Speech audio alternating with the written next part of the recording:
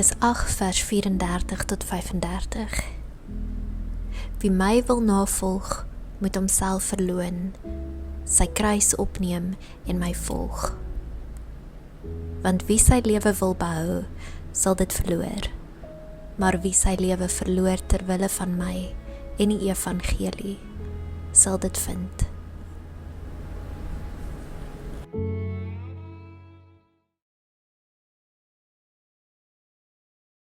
Goeiedag, dis baie lekker om saam met jou te wees. Dis nog steeds lent en hierdie week noem ons op pad na Golgotha en Karel het die mooiste dagstukkies geskryf. So op pad na Golgotha, so op pad na jou dood toe. En is dit nie eintlik ironies dat ons word gebore om dood te gaan? Ons word gebore in vreugde en dit eindig in 'n ontsettende hartseer. En aanvanklik pla dit nie so baie as jy jonk is nie, maar hoe jy ouer word, hoe nader jy in die dood kom, hoe groter word die onsekerheid en die soeke en die vrae. So wat doen jy as jy naby? Wat doen jy as jy hoor jy het net 14 dae oor? Of 7 dae? Gaan jy die wêreld sien, die beste kos eet? Of gaan jy iets los dat jy net voel, maar dit beteken om iets vir mense dalk meer gee? Wat doen jy? Het lyk nie of Jesus iets doen aan die einde van sy lewe nie. Hy lewe soos wat hy altyd gelewe het. Ek het gehoor Martin Luther in 'n tyd van oorlog, toe vra hulle vir hom, hoor as die wêreld nou eindig, wat sê jy doen as jy 'n dag oor het? Toe sê ek wil nog altyd 'n appelboom geplant het, ek gaan die appelboom plant. En is mooi. Dit sê ons gaan dood soos wat ons lewe. As ons 'n moeilike lewe gehad, as nie reg gelewe het, sal die dood ook nie reg wees nie. En Jesus wys sy lewe om eintlik hierdie paradoks van vreugde en hartseer, lewe en dood bymekaar te bring. Hy praat 20 keer oor die dood, fisiese dood. As hy praat oor Lazarus wat doodgaan, sy eie dood, maar hy praat 40 keer oor lewendig dood. Soos laat die dooies hulle eie dooies begrawe. Hy weet dat daar iets in ons is en hoe ons onsself en met onsself kan omgaan wat toksies is en wat ons doodmaak. Jy sien, ons praat baie oor fisiese siektes, maar in die Weste praat ons nie oor geestelike siektes. Die eerste kerk het verskriklik baie oor gepraat, hulle het dit die doodsondes genoem. Daar's 'n manier van dink oor jouself en hoe jy lewe wat toksies is, wat jou kan doodmaak. So Jesus se groot boodskap is, wil jy dit nie laat sterf nie. Dis jou voorbereiding vir die dood. So, dit is jammer dat ons dink in die evangelie nie as 'n geneesmiddel vir ons innerlike wêreld nie, maar ons dink aan die evangelie as 'n transaksie om net uit hierdie wêreld te kom en in die hemel te kom. So Jesus het nêrens sê, hoor ek sterf julle dat julle hemel toe kan gaan. Dis iets wat ons geskep het. Hy het wel gesê, ek sterf julle dat die hemel nou na jou toe kan kom. Soos in die hemel, so op die aarde was sy lering gewees. Dit is waarin hy jou wou inlei. Hy het inteendeel gesê, hoorie, die koninkryk is naby. Hy sê die koninkryk is in jou. The kingdom is at hand. Steek jou hand uit en voel dit net. Karel het 'n baie mooi gedig geskryf, Aanraking, in vandag se dagstukkie. Ek lees net so 'n paar. Hy sê, jy het jou stilgehou vir my vir dae en maande aaneen. Kan jy sien wat hy doen? Sy verhouding, hulle praat nie met mekaar, so hulle lewe, maar dis die dood. Dit is die ultimate dood, is altyd relationeel. Is om weg te wees van God, om weg te wees van jouself, om weg te wees van jou geliefdes, en dis om weg te wees van mense in hierdie wêreld. Dis hel, dit is ware dood. En dan sê hy, en om my op 'n vreemde dag aan my rondval en soek het te verras met jou skugter aanraakspel. So, hier gebeur iets, maar dis nie 'n dramatiese versoening of daai ding wat ons doen, het jy 'n dag en 'n datum, 'n verskriklike bekering, en ek bedoel 'n verskriklike bekering is baie keer nodig, maar bekerings is nodig, want Jesus sê, neem jou kruis op elke dag en sterf. So vir hom was dit nie 'n destinasie nie, dit was 'n pad wat jy loop.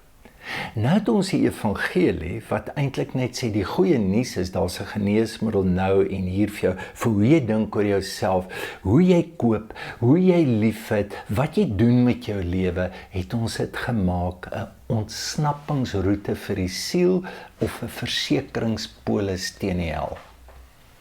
En dit bring geen lewe nie. Karel gaan aan en hy het mooi goed, hy praat van oewers en duines, vaste land en water wat by mekaar kom. Eintlik hoe God die paradokse van ons lewe versoen. In die laaste sinnetjie, skraalmiddag son skertse na my bly wink. Dit is nou nie die hemel hier wat gaan gebeur. Ons is nie in die paradys nie, maar in hierdie skaarsheid en skraalheid vind daar 'n aanraking plaas. Dis hoe jy reg gemaak word vir die dood, want jy het 'n ervaring van wat lewe is. So daar's 2 woorde in die Grieks vir lewe, bios, biologiese, begrensde lewe, en dan zoe is ewige lewe, is die onbegrensde, en dis wat Jesus sê, ek het gekom dat jy lewe het, maar dat jy lewe en oorvloed het. So ek wil net afsluit met 'n paar gedagtes, en as jy geluide hoor, dit is nou my hond wat hier onderrol en baie vreugde ervaar vir ek weet nie wat. So Jesus trek 'n venster oop. As jy aangeraak wil word, gaan dood. So maar wat beteken dit? So hy begin met 'n beeld en hy sê, die koringkorrel moet val en hy moet sterf. As die koringkorrel nie val nie, dan nie sterf nie, dan bly dit 'n koringkorrel. Maar as hy val en sterf, dan word dit iets, dit word 'n plan, dit word 'n koring. So die belangrike ding wat Jesus sê, val. So jouself, dis wat die koringkorrel is so geprogrammeer. Hy loop so. En ons dink, dis so. Ons dink, ons sê mos, jy klim die leer. Jy weet, jy's nou 'n bietjie van laerskool, as jy na hoërskool is baie beter, van hoërskool, universiteit, en dan kry jy bevordering, en jy lewe vir hierdie droom wat die meeste van ons wil net aftree, en dan wil ons genoeg sekuriteit hê vir ons kinders, dan kan ons die wêreld sien. So wat jy eintlik sê, is jy sê hedonis, want lyk my die ultimate van die lewe is om genot te hê, en God kan nie vir my kinders sorg nie, ek kyk self uit vir my kinders. Maar jy gaan gou agterkom, op hierdie traject, as jy hom so klim, jy bly net 'n koringkorrel. En hoe harder jy probeer om die groei en die lewe te probeer skep in jou,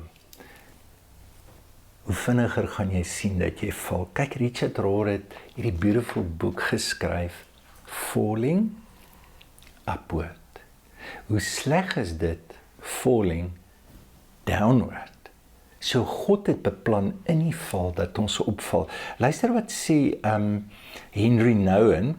Hy sê, the great paradox of scripture reveals to us that the real and lasting joy is found not in climbing up, but in going down. In our world, we tend to look for upward mobility, but the way of Jesus is downward, radically different. Weet jy wat wil die saad nie doen nie?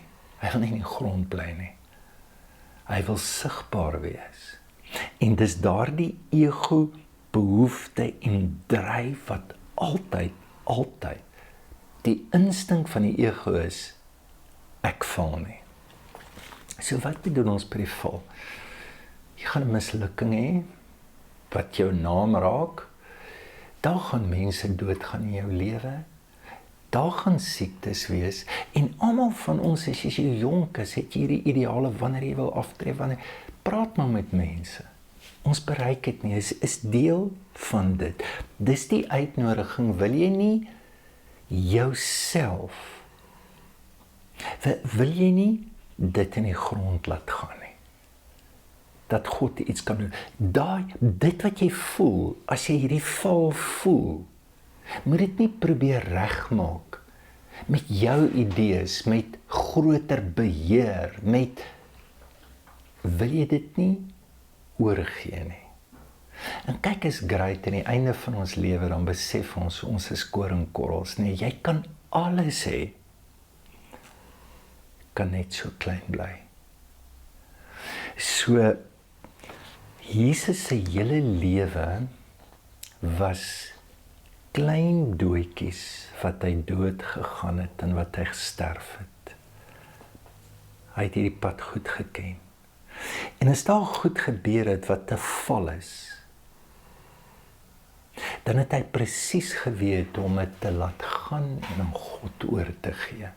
Ek weet ons is nou nog nie by die laaste 7 dae nie, maar kyk, dit is 'n ongelooflike venster oor hoe hy ons leer om dood te gaan.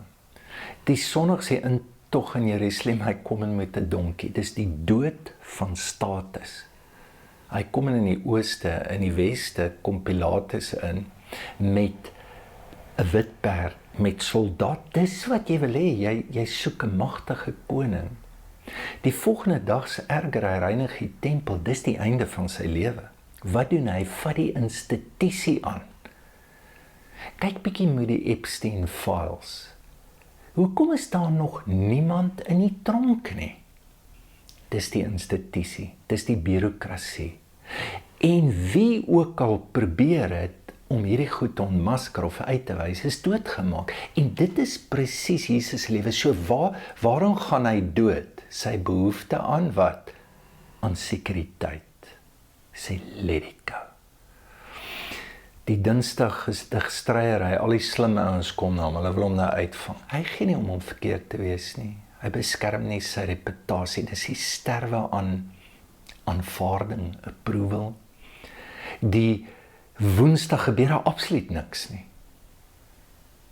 Dis die sterwe van om besig te wees. Hy voel nie, hy moet nou die wêreld red, hy moet nou besig wees, as daar's niks nie. En so kan jy, soos daar 'n lens op sy lewe, dat wat jy moet sê is dat die fisiese kruis is nie die begin van sy sterwe nie. Dis die einde, dis die laaste reël wat hy skryf. Jesus nooi jou uit. Hy sê, neem jou kruis op. In die Grieks is hy imperatief, met ander woorde, dis 'n bevel, met ander woorde, dis 'n fundamentele keuse wat jy maak. En dan sê hy, volg my. Die Grieks is present continuous. Hy sê, hou aan en aan en aan, dis moeilik. En dan sê hy, en verloon jouself. Jy sê, dis die koringkorrel. Nou praat hy weer oor die koningkorrel. Verloon jouself beteken nie selfhaat of goed nie. Verloon jouself beteken, hierso is die direkte beteken, om jouself te ontken as die sentrum. Henry Nouwen sê dit verskriklik mooi. Hy sê, dis nie om te sê ek's niks werd nie, dis om te sê ek's nie die middelpunt van die heelal nie. Kan jy dit doen? En dan kruisdraas nie Christelike, 'n masochistiese spiritualiteit wat wys hoe jy sukkel en hoeveel jy opoffer en wat jy alles vir God doen en God gee. Die probleem is net, daar staan nie ek nog sentraal, wat ek gee en wat ek opoffer en hoe moreel goed ek is sit. Die kruisdra is ek is nie meer sentraal nie. Ek is nou besig om terug te staan. So wat is transformasie? Wat beteken hierdie ongelooflike lewe van die kruis wat hy wys? Is 'n manier van doodgaan. Dis om hy sê elke dag. En ek wil jou vra, hoe ervaar jy dit? En waarvan is jy bewus? Ek neem hierdie nou bietjie voor die tyd op, is nou donderdag, in Karel se stukkie elke oggend. Is die goeie tierenheid van die Here nie, en is so 'n mooi dagstukkie van, wat doen ons met die oggend, en glo ons, dat dit nie kan wees. Glo ons dat ek elke dag, dat daar iets kan wees wat nie lekker is nie, wat my eintlik afvat, maar dat dit die ding is, wat my kan opvat. Kyk, en dis die saad, nee. Hy moet ingaan, sy dop moet breek. Hy moet oopgaan, die oopgaan is die weggaan, ek's nie meer die middelpunt, en is in die oopgaan, wat God vir ons nuwe lewe gee. Mag jy in hierdie lent dit ten diepste belewe. Mag jy ervaar hoe God na jou toe kom. En mag jy ervaar dat die val vir jou eerder 'n uitnodiging is. Kom ons bid saam. Here, dankie vir die pad na Golgotha. Dankie dat ons kan doodgaan voort ons doodgaan. Amen. Baie dankie vir die lekker kuier en dankie ook vir julle ondersteuning. Jy kan weer deur SnapScan as jy wil gee of som op die webloer waar jy kan gee as jy wil. Geniet die dag en dan vir julle wat nog nie weet, ons is in Heilsaam, so kom kuier gerus. Dis elke Sondagoggend 10:00. Geniet die dag.